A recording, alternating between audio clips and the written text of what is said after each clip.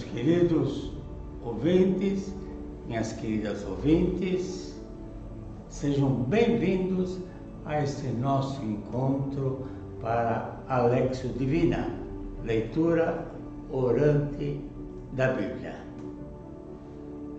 Como vocês bem sabem, nós não vamos nos tornar especialistas na Bíblia, nem agora é um tempo de pura catequese. Não, nós vamos saborear a palavra de Deus. Então é o prato requintado que eu ofereço a vocês. A leitura orante da Bíblia é um tempo de escola de escuta e meditação, em que nós procuramos, antes de tudo, o contato com Deus e aprender a conversar com Ele. Porque a Bíblia é a palavra de Deus. Mas quando eu falo com alguém, o que é que eu espero da pessoa? Que me responda. Então, a interação entre nós é que alimenta a conversa. Por isso, nós não lemos simplesmente a Bíblia, nós conversamos com Deus através da Bíblia. É o que nós vamos fazer agora nesse trecho, mas antes de tudo, nós vamos pedir as luzes do Espírito Santo para que abra as nossas perspectivas e nós enxerguemos muito além daquilo que está escrito. Em nome do Pai, do Filho e do Espírito Santo. Ó vinde, Espírito Criador, as nossas almas visitai, a nossa mente iluminai, os nossos corações enchei de amor. Ao Pai e ao Filho Salvador, por vós possamos conhecer, que procedeis do seu amor, fazei-nos sempre firmes crer. Eu escolhi hoje para nossa reflexão o Evangelho de São Mateus. Mateus capítulo 4, versículos 12 a 25. É uma passagem muito bonita, é o início da vida pública de Jesus. É como o sol que se levanta de manhã e começa a iluminar pouco a pouco, de maneira delicada, até tomar conta de todo o firmamento. É o que nós vamos ver hoje. Então diz o texto: quando soube que João Batista tinha sido preso, Jesus retirou-se para a Galileia, deixou Nazaré e foi morar em Cafarnaum, às margens do mar da Galileia, no território de Zabulon e de Neftali, para cumprir o que foi dito pelo profeta Isaías. Terra de Zabulon, terra de Neftali, estrado do mar, região além do Jordão, Galileia, entregue às nações pagãs. O povo que estava nas trevas viu uma grande luz. Para os habitantes da região sombria da morte, uma luz surgiu. A partir daí, Jesus começou a anunciar: convertei-vos, pois o reino dos céus está próximo. caminhando à beira do lago da Galileia, Jesus viu dois irmãos, Simão, chamado Pedro, e seu irmão André. Estavam atirando as redes ao mar, pois eram pescadores. Jesus disse-lhes: segui-me, e eu farei de vós pescadores de homens.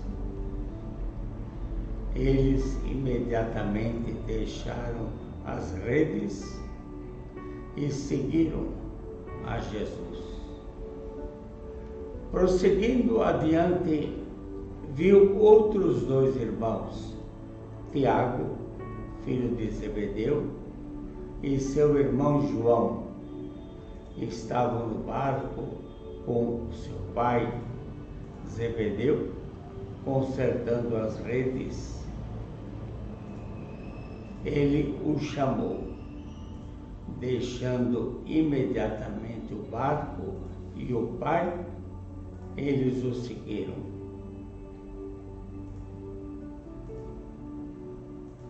Jesus percorria toda a Galileia, ensinando nas sinagogas deles, anunciando a boa notícia do reino e curando toda espécie de doença e enfermidade do povo. Sua fama também se espalhou por toda a Síria. Levaram-lhe todos doentes, sofrendo de diversas enfermidades e tormentos, possessos, epiléticos, paralíticos, e ele os curava.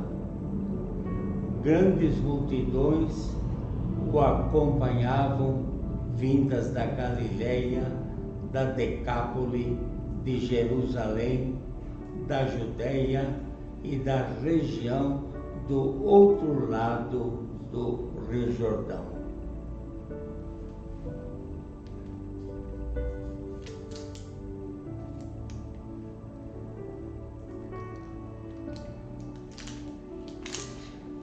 Jesus, depois de 30 anos, ele se muda de Nazaré.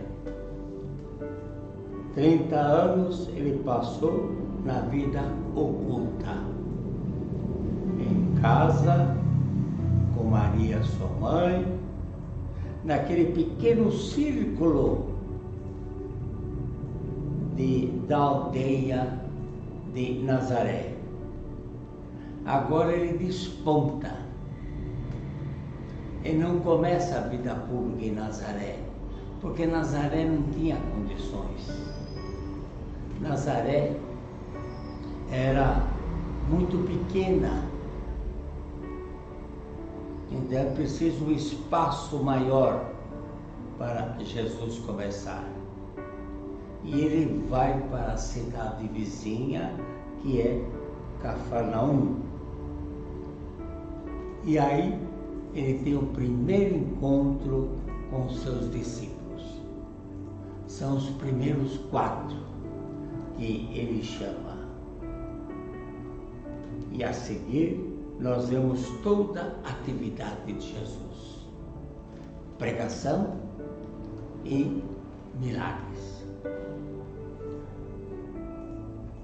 É uma passagem muito bonita. Jesus escolhe Cafarnaum. Mas por que não escolheu Jerusalém, a capital religiosa de Israel? Não, ele escolheu Cafarnaum. Ele parte do menor, do pequeno, de uma região em que nenhum pregador começaria a sua vida pública. Por quê? Cafarnaum existia ao lado do lago de Genezaré. era atravessada pela chamada Estrada do Mar. Aquela região, durante anos, sofreu invasões, desde o século VIII a.C. Padeceu deportação dos mais jovens e, por outro lado, a chegada de colonos estrangeiros que foram tomando conta de tudo. Eram pagãos e desenvolveram ali um grande centro comercial com passagens de muitas caravanas. Quer dizer que materialmente era uma aldeia próspera, mas do ponto de vista espiritual, do ponto de vista religioso, deixava muito a desejar. A população era 50% de israelitas e 50% de pagãos. E era uma mistura muito grande, de modo que os israelitas foram também perdendo aquilo que era próprio da sua identidade no meio de tantos pagãos e que, afinal, eram os que dominavam a situação. Por que Jesus vai escolher um lugar desses? Pelo seguinte: porque em Cafarnaum havia um porto, o que permitia a passagem de muita gente, porque a partir dali a pregação de Jesus seria levada para outros lugares. Ela seria contada ao pé do ouvido das pessoas. Havia essa abertura, mas ainda, porque era um povo de religião pluralista, então havia mais liberdade de pregação, enquanto que Jerusalém era um povo mais fechado, agarrado aos seus costumes, às suas tradições, e havia pouca abertura para a pregação de Jesus. Cafarnaum se prestava muito mais.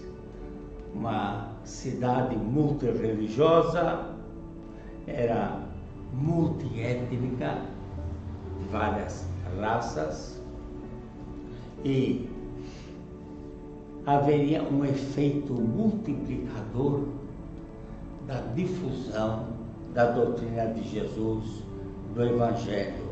Jesus desejava ressoar,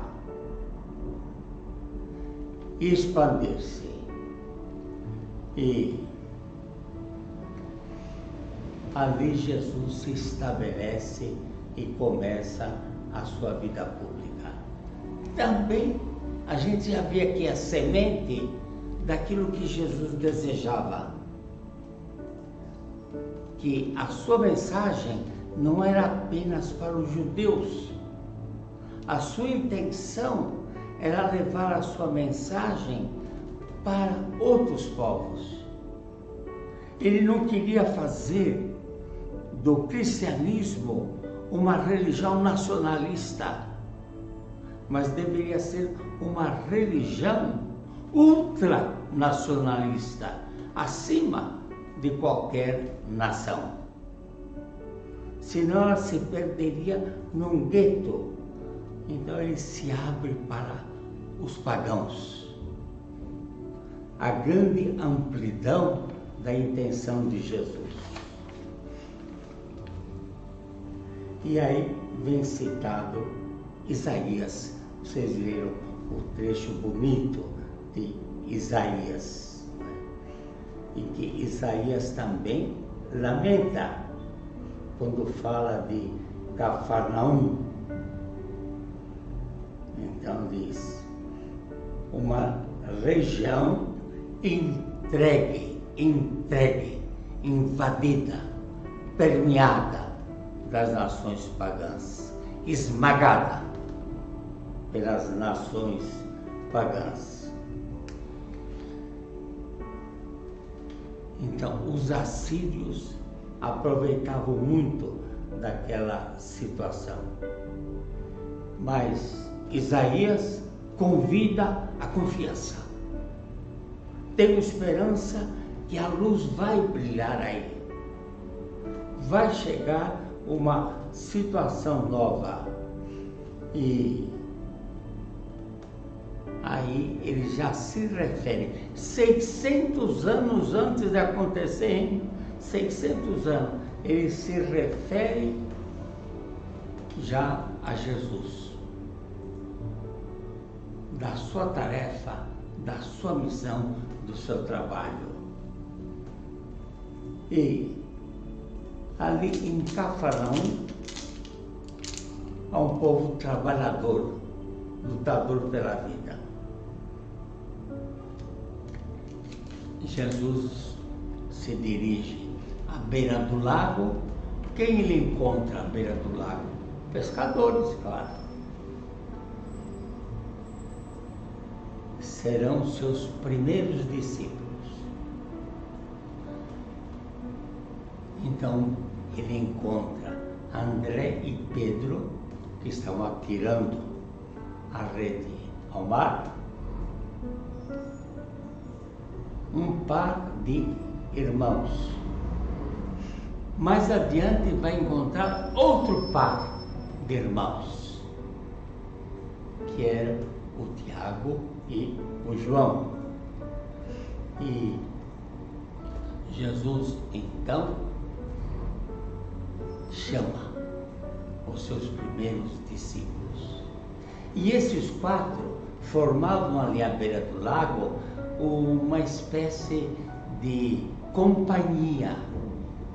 Seria uma microempresa de pesca. E sob o comando de Zebedeu, mais velho, experimentado, pai de João e Tiago. E Pedro e André eram sócios dessa empresa de pesca. Agora, reparem bem nos detalhes. Não é que Jesus chegou lá, chamou, vem cá. Não, gente. Olhe bem. Jesus viu e o chamou. Esse verbo é muito importante. Jesus viu. Então, não é apenas avistou, olhou, não. Jesus viu. Significa penetrar no coração da pessoa, tocar o coração da pessoa, atrair, fisgar, e depois ele chama. Primeiro conquista o coração e em seguida fala aos ouvidos. Vem, segue-me. Então, é um momento emocionante desse encontro. Mas para fazer o quê? Jesus não fala. Simplesmente ele diz: farei de vocês pescadores de homens. O que significava isso para aqueles quatro? Eles sabiam pescar peixe. Era o ofício deles. Era a sua experiência. Mas pescar homens, o que isso significa?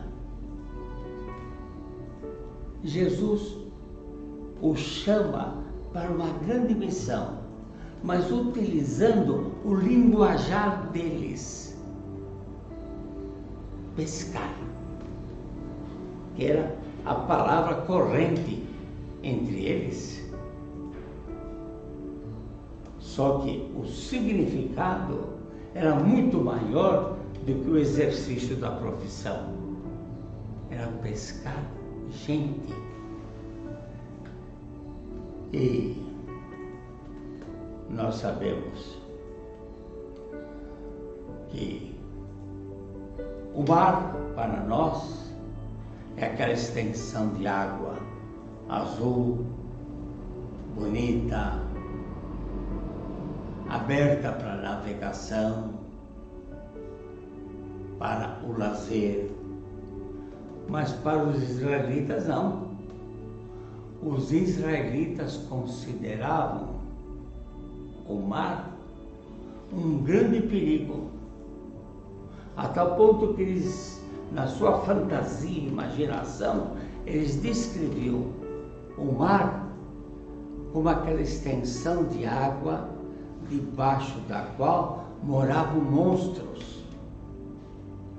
Falavam até que lá no fundo viviam demônios. Quer dizer, o mar imprimia medo. Tanto assim, vocês veem pela história que os israelitas nunca foram grandes navegadores como seus vizinhos, os fenícios, porque eles sempre tiveram certa resistência ao mar. E quer dizer que o mar não é lugar para viver, é um lugar pelo qual se passa para pescar e fica lá. O lugar para viver é a terra, é o sólido, é o chão firme. Aí dá para entender. Quando se pesca o peixe, é para o peixe morrer. Porque, claro, ele vai parar na frigideira. Ele vai parar na panela. Ele vai ser alimento. Mas pescar gente é salvar. Vocês imaginem, então, um náufrago no meio das águas. O que ele mais deseja? Um salva-vidas. O que ele mais deseja? Ser pescado, retirado da água. Por isso, o que eles vão fazer na sua missão é libertar as pessoas de situações desumanas, retirar do perigo, retirar de situações turbulentas. Isso é salvar. Essa que vai ser a missão. Pescador de homens.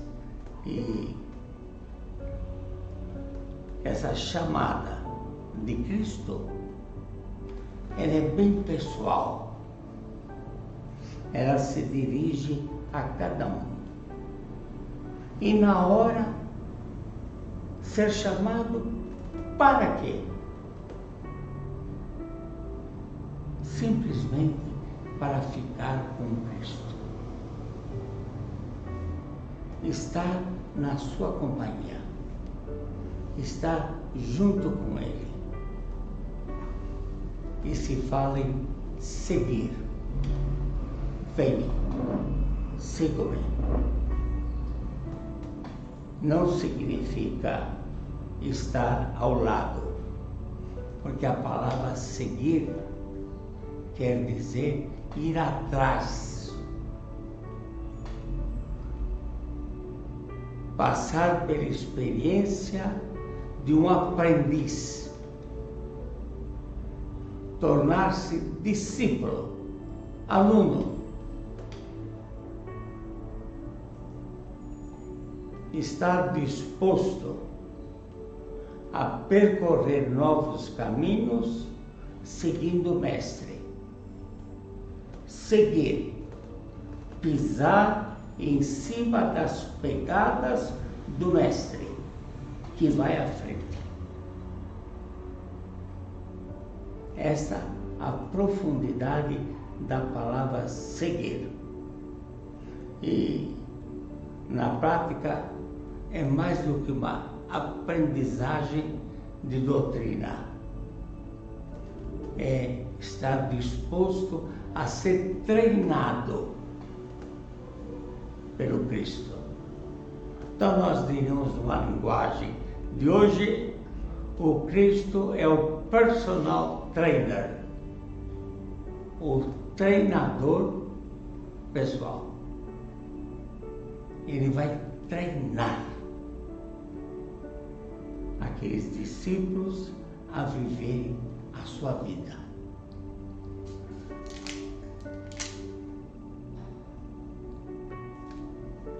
E aí nós vemos a grande diferença entre Jesus e os rabinos da época.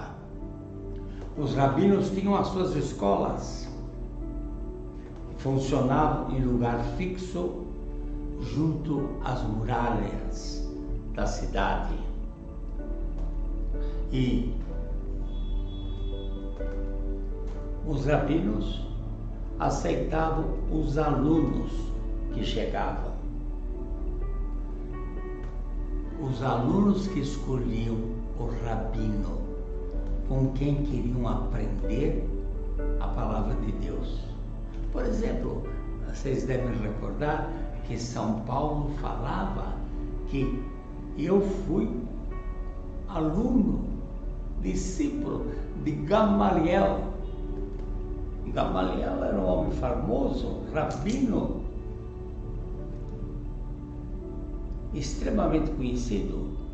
Seria como dizer, no dia de hoje, eu frequentei a Universidade de Harvard, para ninguém botar defeito. Eu estive aos pés de Gamaliel. Jesus não. Jesus não é escolhido, é Ele que escolhe os seus discípulos e partilha com eles a convivência. Não são alunos, eles partilham a vida de Jesus 24 horas por dia. Aprendem não apenas da palavra do Cristo, mas aprendem das suas atitudes, do seu estilo de vida. Então, é uma aprendizagem em família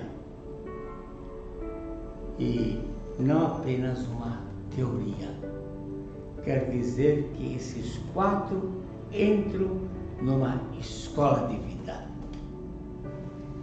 E não é para fazer carreira, não. Não existe promoção. O discípulo será sempre discípulo porque o único mestre é o Cristo. Depois vocês tornarão a ler este evangelho e vocês vão reparar numa coisa. Procurem sublinhar no seu texto, na Bíblia,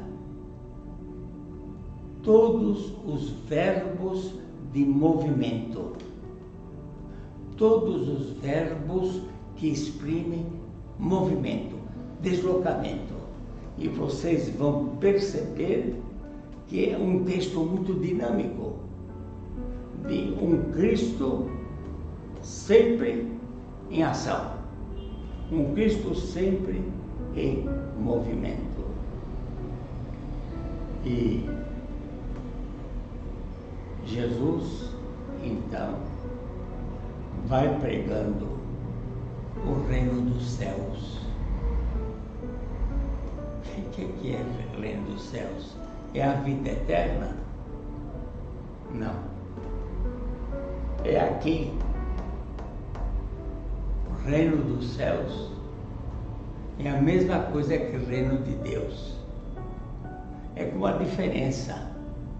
Quem escreve este evangelho é São Mateus. E ele não fala reino de Deus como os outros evangelistas, porque escrevendo para os judeus, ele tem um cuidado que o judeu não pronunciava o nome de Deus por extremo respeito.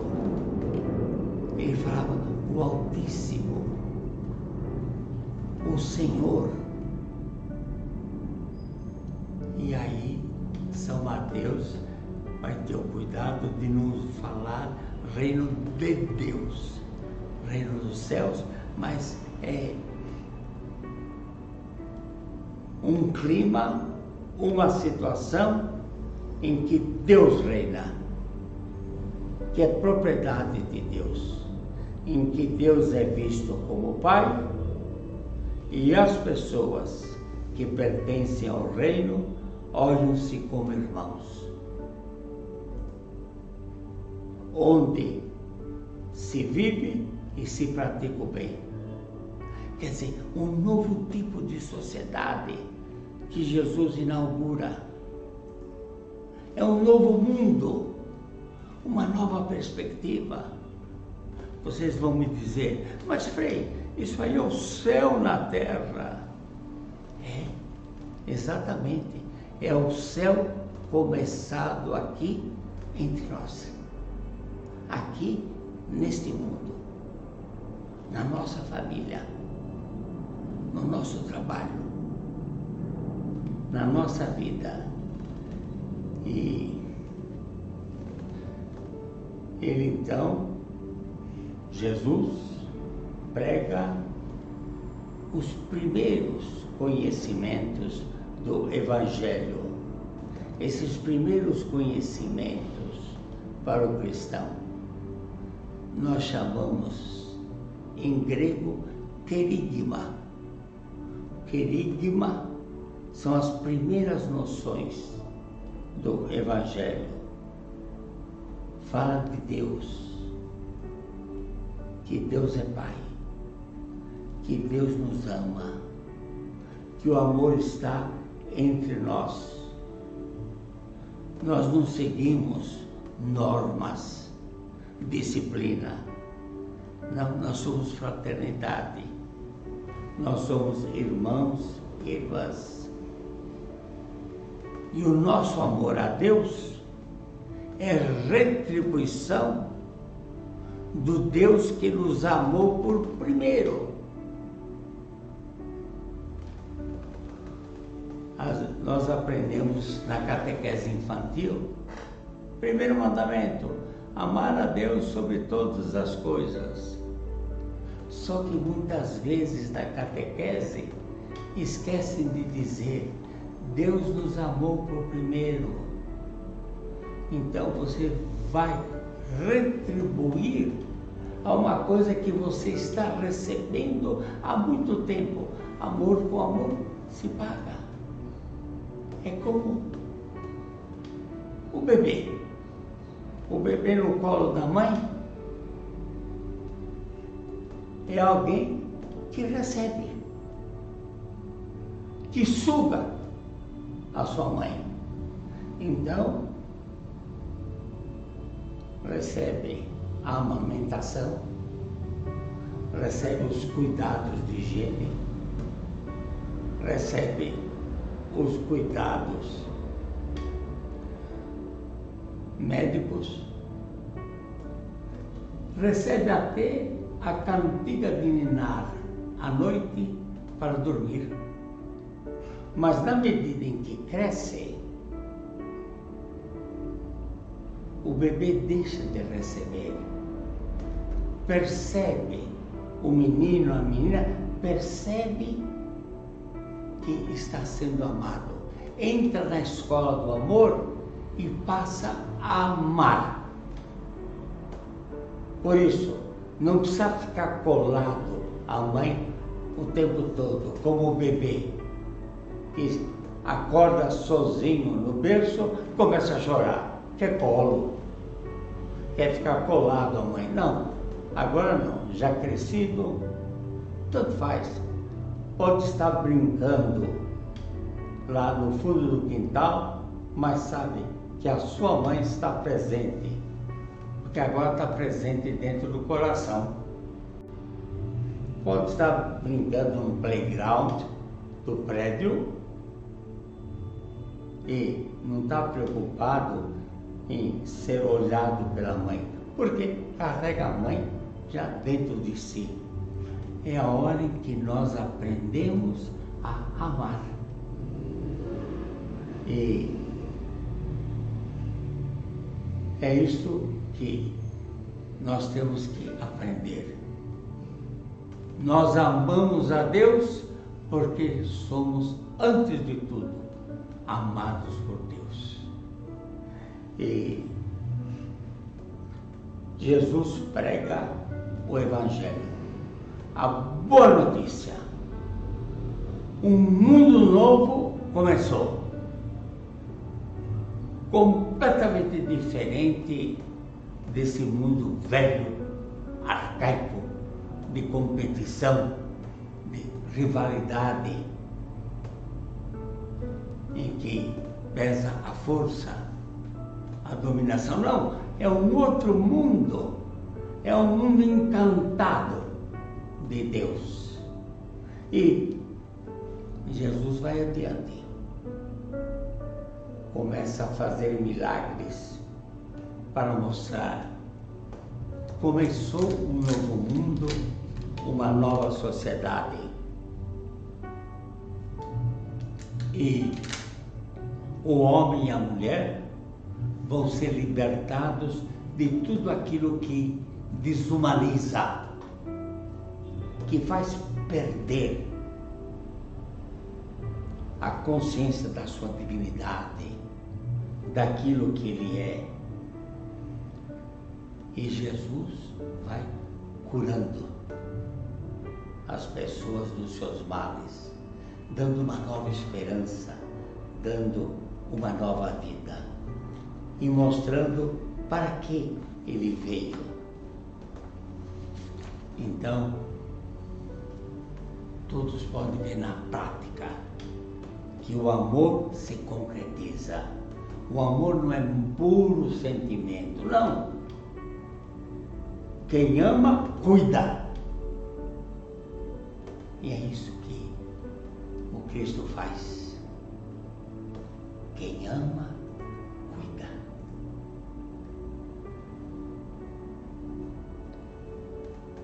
E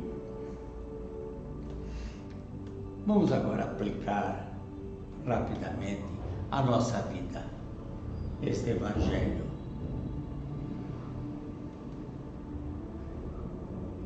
Este Evangelho fala de uma luz que vai brilhar em Cafarnaum.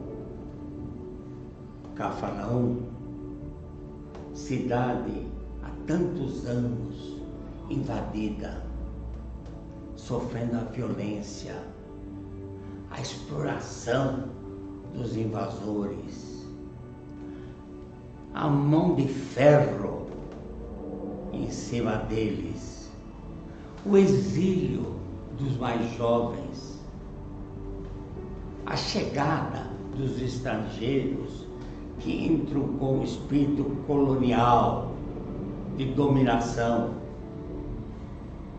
em que não há solução. A única coisa é conformar-se, abaixar a cabeça, sofrer. E de repente aparece uma luz mostrando que é possível sair de toda essa situação. É esta luz que começa a brilhar, e ela brilha muitas vezes dentro de nós. Acende uma luz de repente, como acendeu uma luz dentro do apóstolo Paulo em Damasco, ao se encontrar com Cristo ressuscitado. E existe um escritor francês, André Froissart, André Frossard era um homem que foi educado numa família socialista, completamente interessado em bens materiais, sem nenhuma visão de religião. E ele se ajustou àquele tipo de vida. Homem já feito adulto, certa vez em Paris, entrou numa igreja, viu o que as pessoas faziam lá, ajoelhou-se também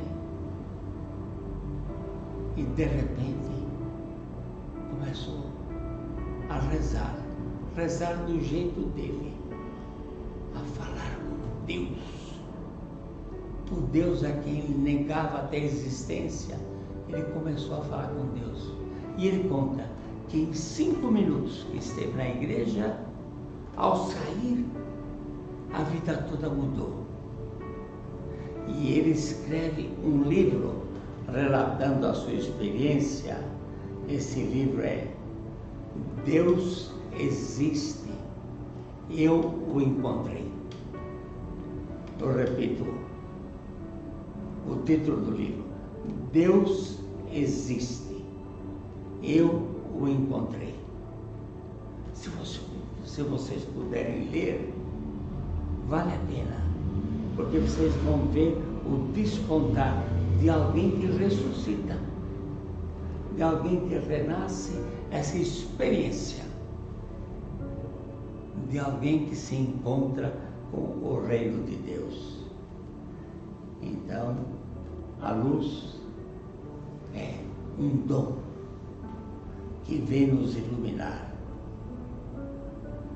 Eu ainda me lembro que em Bogotá, na Colômbia, junto com os turistas, entramos no chamado Museu do Ouro para ver as obras dos índios primitivos, os incas, astecas. E eu estranhei, que era uma sala escura. Estávamos todos lá dentro e, de repente, se acende uma luz forte. Nós olhamos para os lados, as vitrines exibindo ouro em quantidade, na forma dos objetos mais variados, trabalhados por aqueles indígenas. Um encanto ver aquele Museu do Ouro. Então, é isso que aconteceu na vida de um São Paulo, isso que aconteceu na vida de um André Frossard, isso que acontece em nossa vida. Tantas vezes, a gente que caminha na penumbra, de repente, tem uma luz, um amigo, um encontro, uma leitura. Há tantas maneiras de Deus vir ao nosso encontro.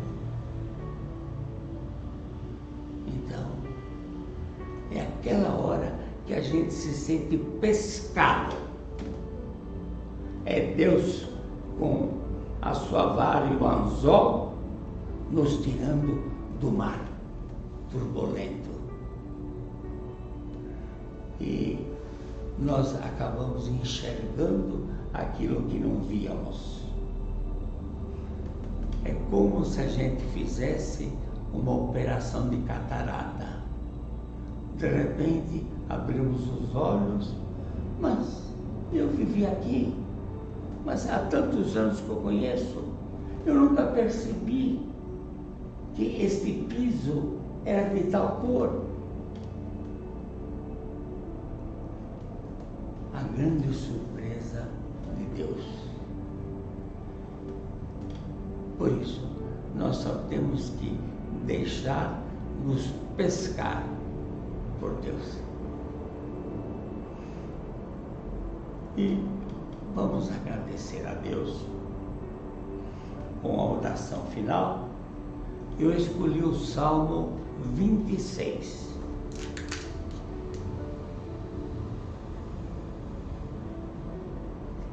O Salmo 26 fala dessa experiência do encontro com Deus. Sentir, saborear o reino dos céus, reino de Deus aqui nesta vida. O Senhor é minha luz, é Ele que me salva. De quem terei medo? Minha vida tem seu fundamento no Senhor. Quem me poderá abalar? Mesmo que avancem os maus para linchar-me, o derrotado não serei eu, mas aqueles que me hostilizam e perseguem. Ainda que venham com o exército inteiro, não terei medo algum. Mesmo que travem batalha comigo, não deixarei de confiar. Só uma coisa desejo e peço ao Senhor: ser seu hóspede por toda a minha vida, viver na sua presença e experimentar a sua amizade. Assim, no dia do infortúnio, Ele me acolherá, me abrigará no interior da sua casa e porá em segurança a minha vida. Por isso, levanto a minha cabeça e enfrento as dificuldades que me envolvem. Com alegria, ofereço o meu sacrifício e vou cantando e louvando o Senhor. Muito obrigado por esse tempo que nós estivemos juntos. Voltem a ler, em particular, este Evangelho, e vocês vão ler, eu garanto, com novos olhos, personalizando este Evangelho, tornando-se personagem, discípulo, dentro do contexto deste Evangelho. E despeço de vocês, abençoando. Abençoe-vos o Deus Todo-Poderoso, o Pai, o Filho e o Espírito Santo. Fiquem todos com Deus. Amém.